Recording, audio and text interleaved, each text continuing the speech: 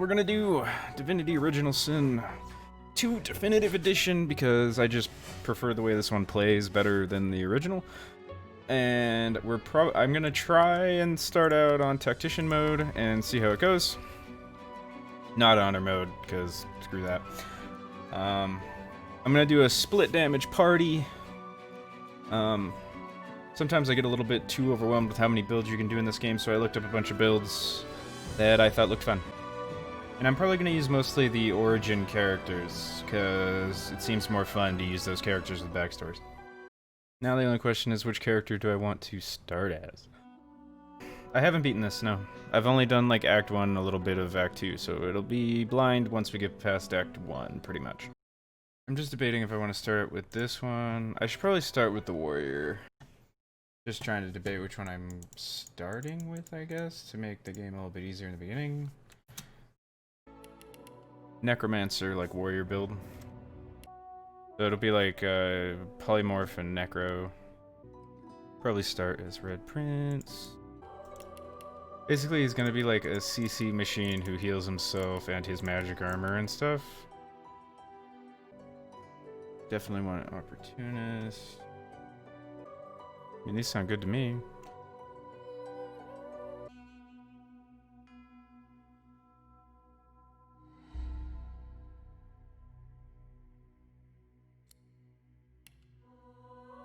Alright.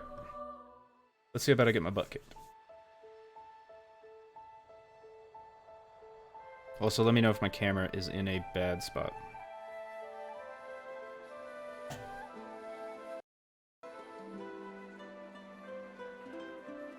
It all happened like I knew it would. A single drop of source magic. And, like flies to honey, the monsters swarmed. The rebel panicked. The carnage began. And the Magisters pointed their fingers at me. Just as I'd planned. I was shackled and collared, and sent to Fort Joy.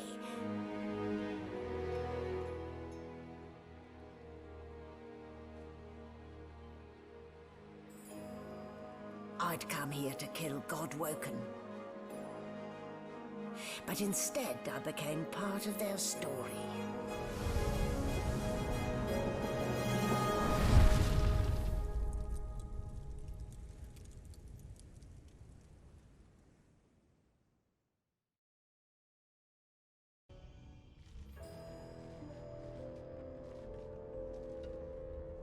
So, still a bit groggy, are we? Don't worry, the sedative will wear off soon enough. Easy now, no need to hurry. Get your bearings and report to me upstairs.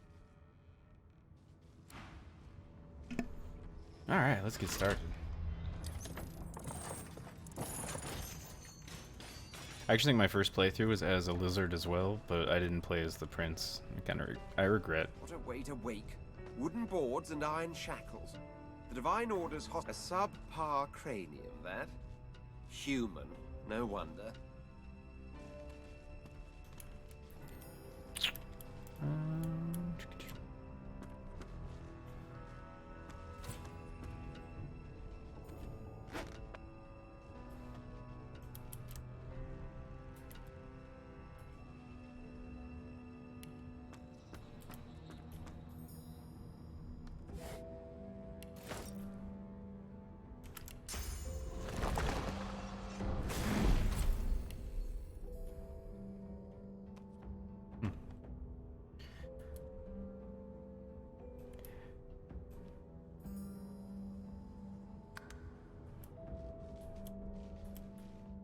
I'm curious. Isn't there a button? Is there a button to see interactable objects?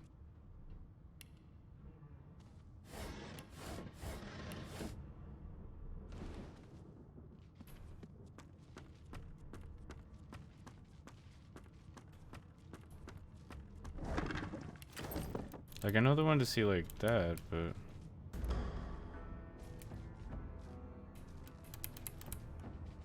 Doesn't look like it. Thought there was, but probably crazy.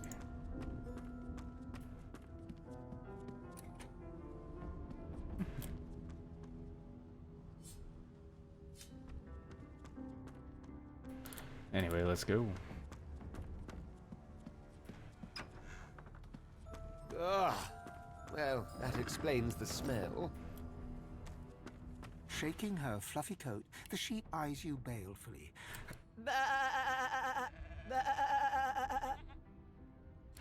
I love that somebody voice acted that.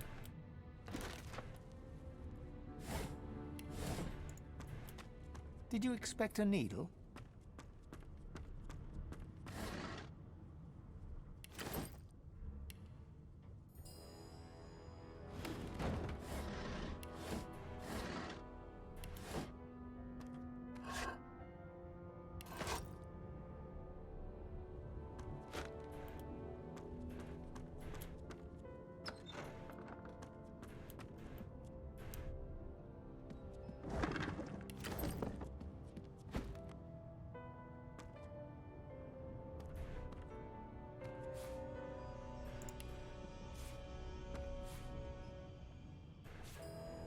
Might as well take all the things.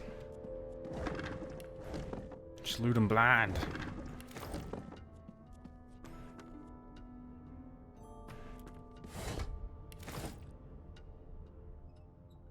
Click.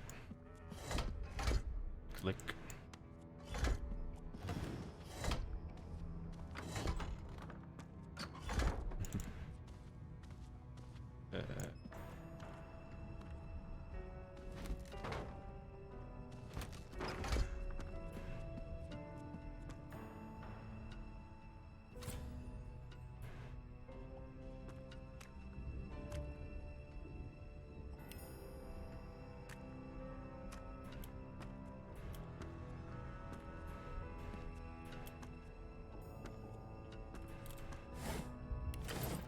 Fasten tight.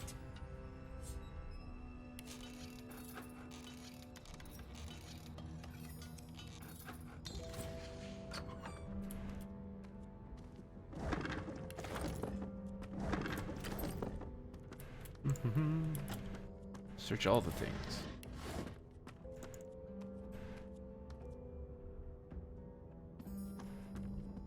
Empty.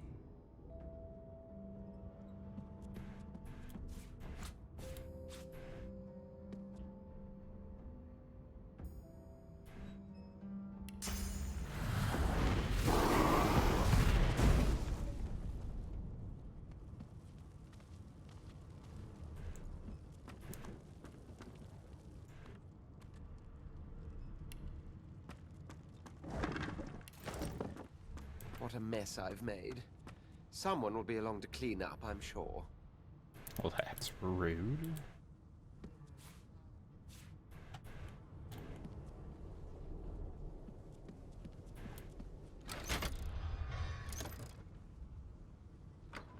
I was like, what did that do?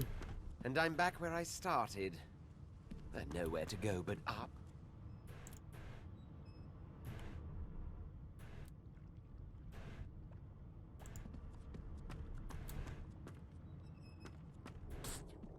You there. Come here.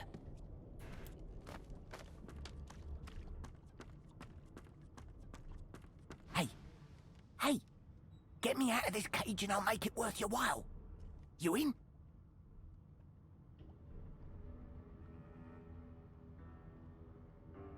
Why are you in the cage in the first place? Your guess is as good as mine. Someone screamed loud as a banshee. After that, pure pandemonium. Set me free, and I'll set you free. A fair trade, I should think. Yeah, I'm good.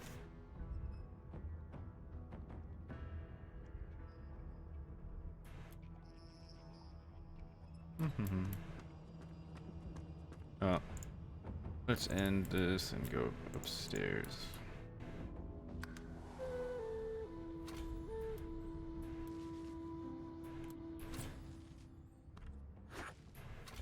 No marks, no indications of a struggle. Junk.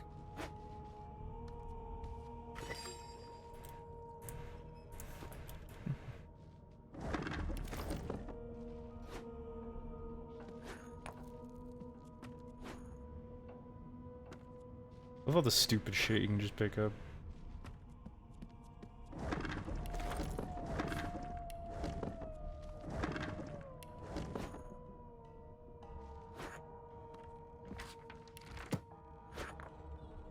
Empty. It's like an actual RPG, Scribble. Just let me pick up all the stupid shit I don't need.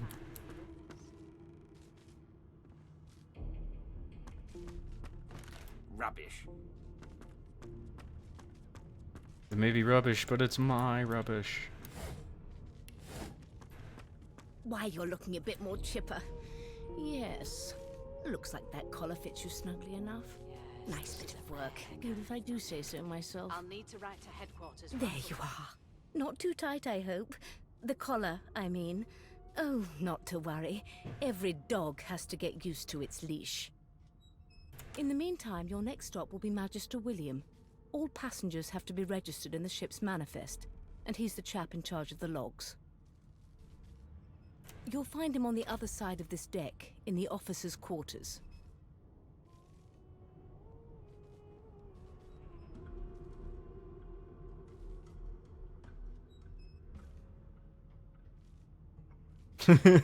Ring for the servants, please. Oh dear, I'm afraid you're a long way from home, my lord. A long way from the little bells that make footmen come a-running.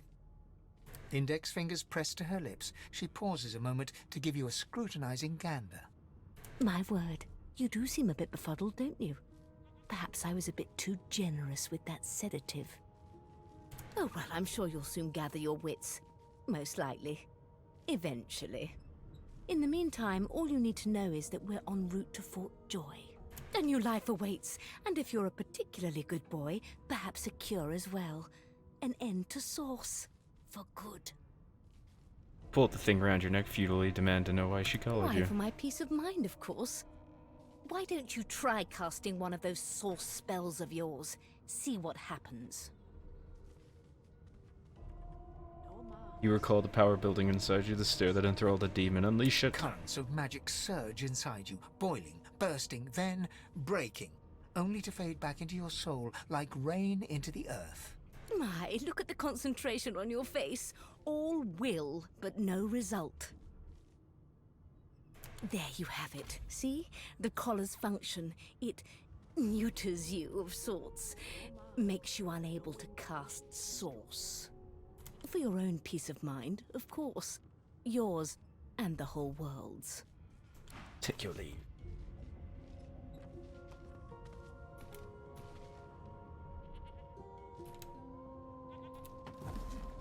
I always love that you get in a frickin' box. She sounds evil, but kinda hot. Not wrong. Good God. Behind the Magister, a blooded mass lies in a heap. There's been a waters is in, if you have.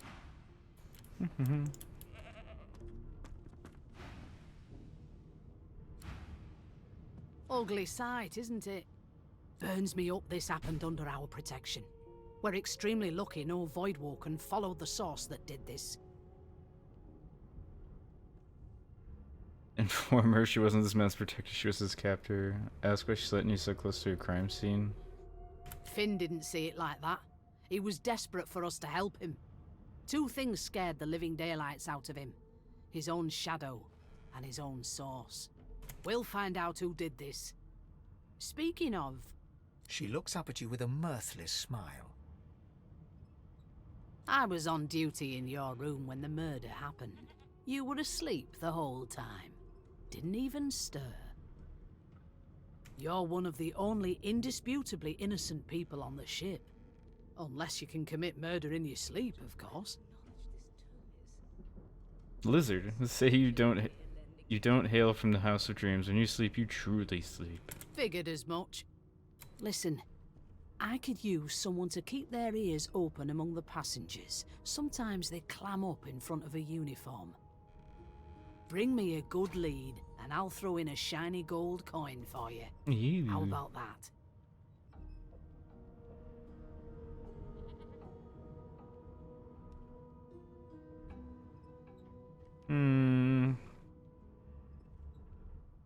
Laugh. She really thinks you'd help a Magister, someone who's keeping you under lock and key. Think about it. It's one of you who got killed, not one of us. We want to find who did it. Who's your real enemy here? I mean, both of Let you? me know if you hear. Both of you? I mean, really. Poetry book?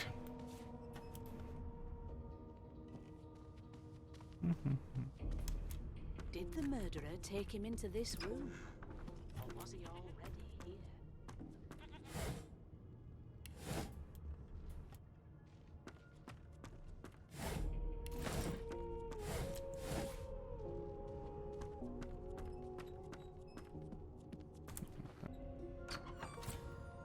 Please, please, please! A no doesn't become a yes over time, you know.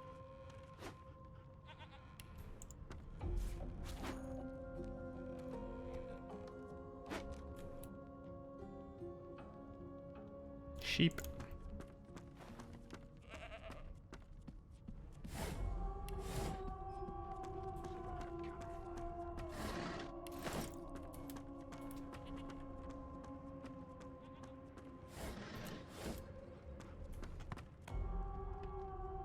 Alright. Ah, there you are.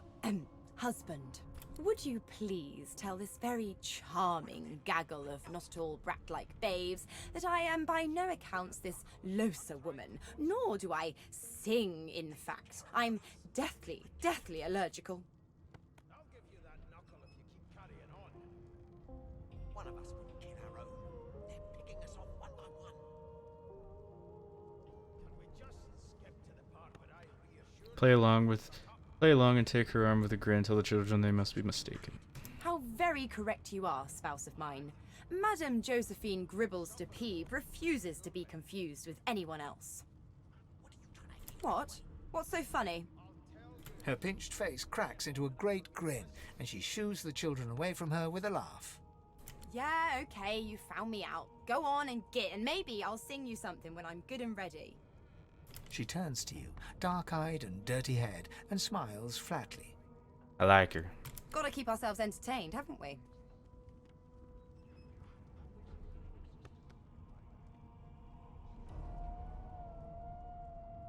Say that's true enough. Shake her hand low as you presume. You presume right. Asking if she knows anything about the murder. Nope. Trying not to find anything out either.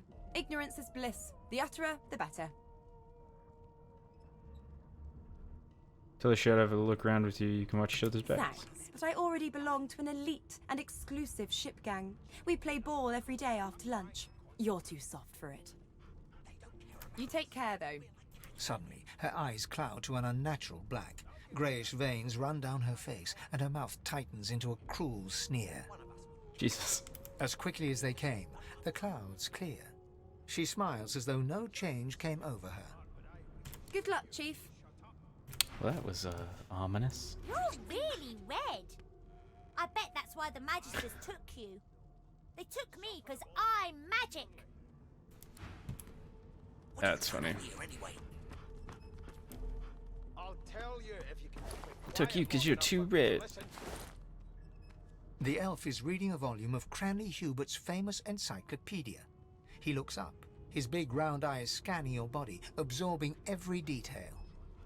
He reaches out, flicks a finger against one of your scales, and rubs his chin. Fascinating. He sits back and returns to his book, flicking quickly from page to page, completely oblivious to your presence. Red Prince. Say that to touch a prince of the Empire is to experience 7 years of good fortune. He's welcome. 7 years? What an infinitesimal period. Why would anyone... Oh dear. I seem to have crossed some cultural taboo. How difficult. You have my apologies, Lizard. Perhaps I should demand the same from those red-cloaked humans. They laid their hands on me more than once.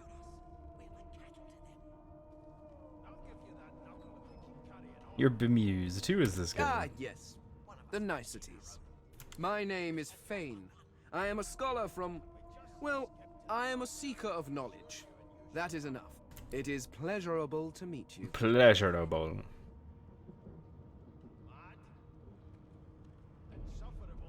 Has he found much knowledge in there in the book?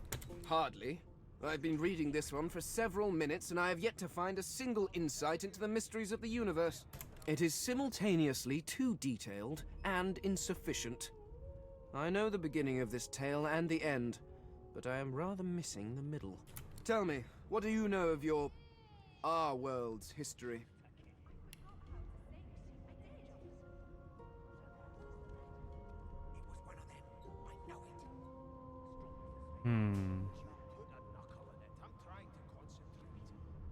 I'll choose the scholar one? I don't know.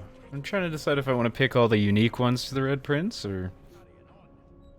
We'll do the scholar one, I guess. Well, Cranley Hubert's work is generally seen as the authority, but you can recommend some histories of each race. Most unusual. And if it's not too rude to suggest, not much of an answer. Rude. No. I want to know about the Celestial.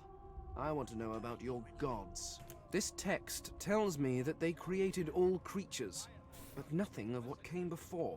Where did these gods come from? Who are their people? Where are the others of their kind?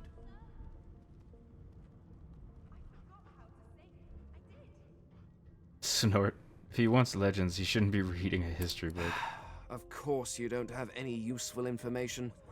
Why did I expect anything else? Now please, run along. I have a world to decipher. Insist, why was he so curious about the gods? No amount of pest. Alright, you don't want to talk to me no more. Name? So you're commonly called called by your title the Red Prince. Well, you aren't here on my list. Scram, eh? We're trying to catch a killer here. Here to register, sir. Good, good. Magister Williams is just about done with the last passenger. You faring okay so far?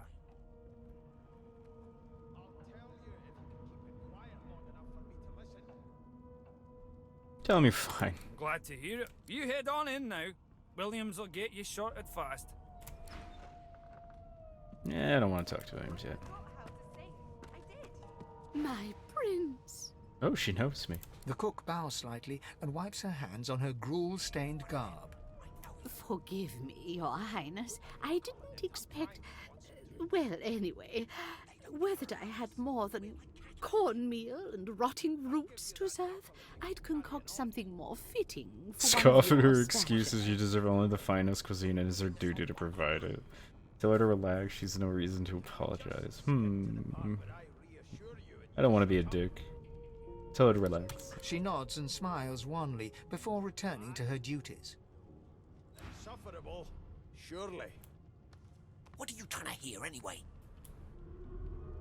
I'll tell you if you can keep it quiet long enough for me to listen.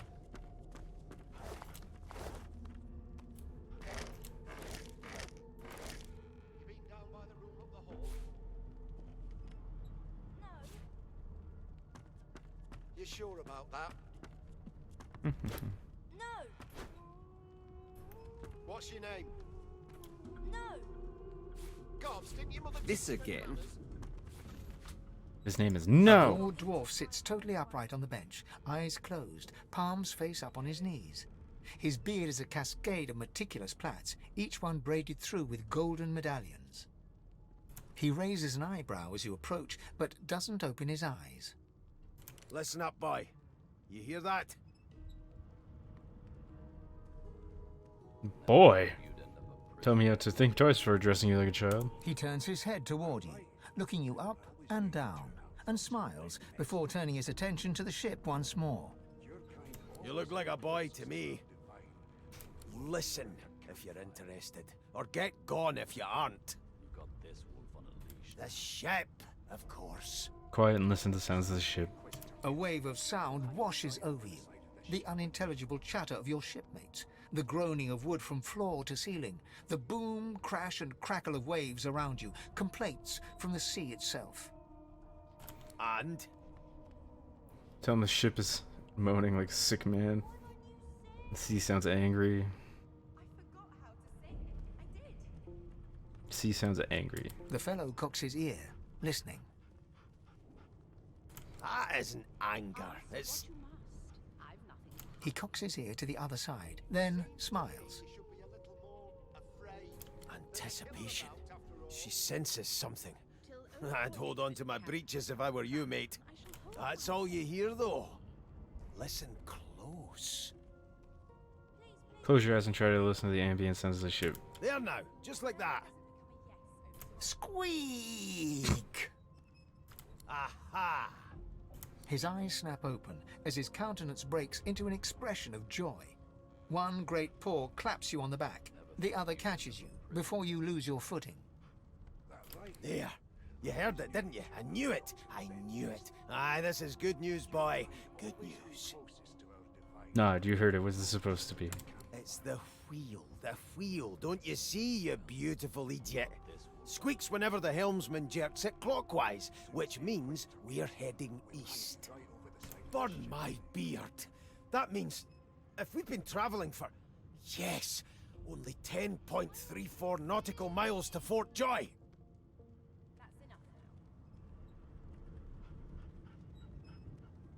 Never thought you'd end up a prison guard, Vic.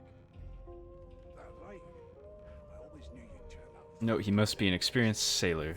Ask what the figure means to him. Captain, actually. And that figure tells me we're getting close to the Joy. Close to what lies beyond it, too.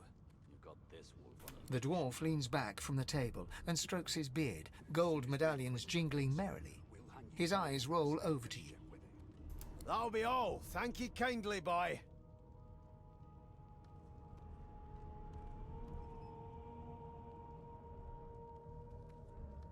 Say nothing, but look him over once before leaving. You may want to find him again inside Fort Joy.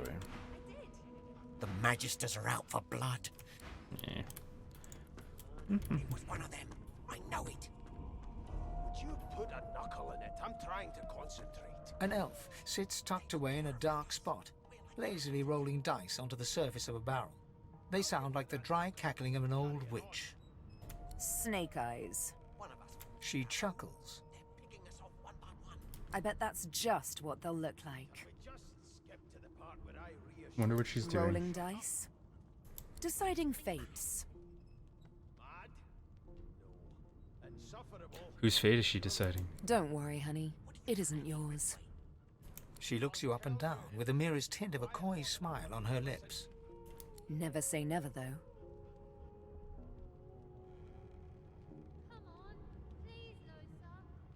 If she can decide a fate with dice, I guess she can read the future in cow intros. She eyes you quite seriously.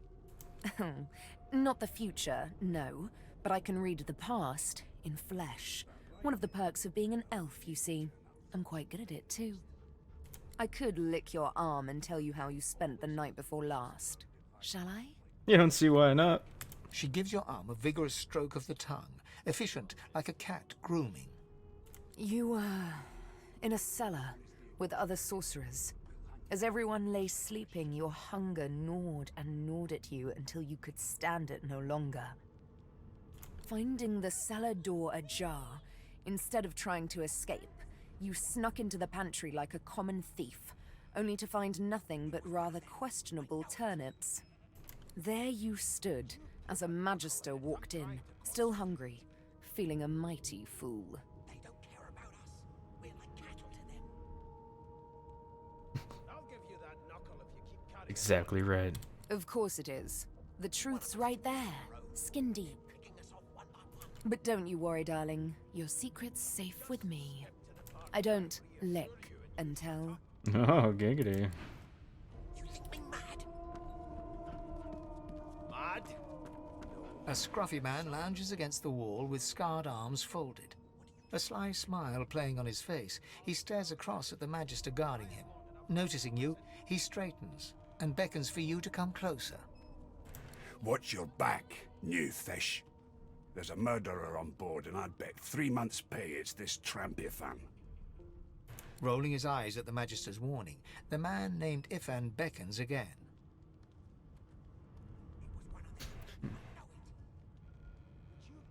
Move closer to it. He leans in and adjusts your collar with a sharp tug, balancing its weight so it no longer presses unpleasantly on your neck. He winks. Pinches less that way, right? Hocking a Oh friendly my. in your general direction, the sullen Magister settles back to his task of glowering at Ifan. And now, you. Ask Ethan why the Master suspects him of murder. We used to know each other, more's the pity. I was his commander many, many, many moons ago. Isn't that right, Vic? Standing far back from Ifan, the tight-faced Magister draws one finger across his throat in an elaborate fashion. In an elaborate fashion. Ifan grins, flashing pointed white teeth. Same as he was at 14 years old. Only difference is somebody gave him a bigger sword and now he's Johnny Big Pants.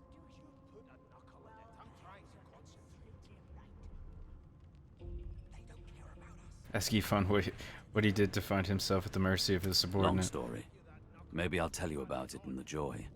Away from interested parties. No. Did you murder that man? The dead man. Finn, is it?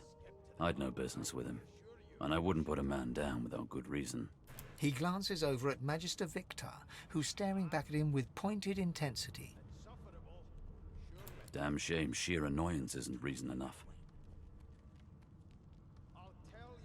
Ask Ethan if he knows anything about Fort Joy. The Joy? I've heard a lot. Nothing good. No surprise there, since Bishop Alexander runs the show.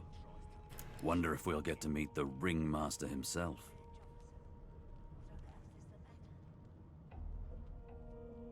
Say you'd like to meet Alexander to show him exactly what he thinks of his bloody divine order. Easy now. I might think the same, but Vic here will blow a blood vessel if he hears you talking like that. What are you conspiring about over there? You, Lizard, what's your name? Oh, don't mind him. Vic's just got a bee in his bonnet. And that bee is me. Name? Tell him you are the Red Prince. Magister Victor looks at you suspiciously, then scrawls something illegible down in a tiny notebook. He scowls at you as he stows the notebook back in his voluminous robes. Voluminous. Away with you, at once. Ifan performs an elaborate pantomime of keeping quiet, one finger in front of his lips as he leans back against the wall.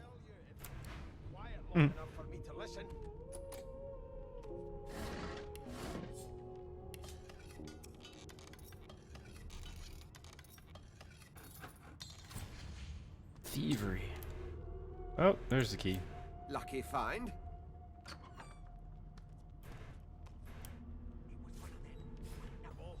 New recipe.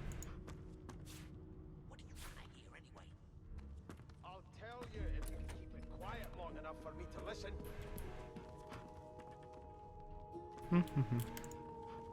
Oh, guess it's time to go. You'd end up a prison guard, Vic. Don't mind me, just taking all the... Standing at the center of the room, you All spot the the food. sorcerer haughtily eyeing a pair of nervous-looking Magisters. They keep their crossbow trained upon her as she's being interrogated by an officer. So you admit it then? You murdered that poor fella? Yes, I did. But of course, that was only the beginning. She turns her head and looks you straight in the eye.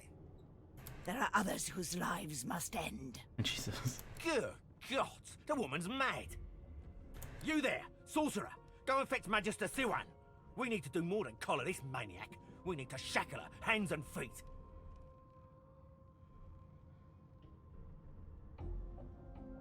Address the sorcerer and ask her what she meant by there are others whose lives must end. It means your journey draws to a close. Do stick around for its finale, though, because... She reaches for her collar and simply removes it. I'm just about to create a scene. Subdue her, men, quickly! If she casts source, the voidwoken will come. They'll end us all. She smiles with wicked satisfaction. Precisely.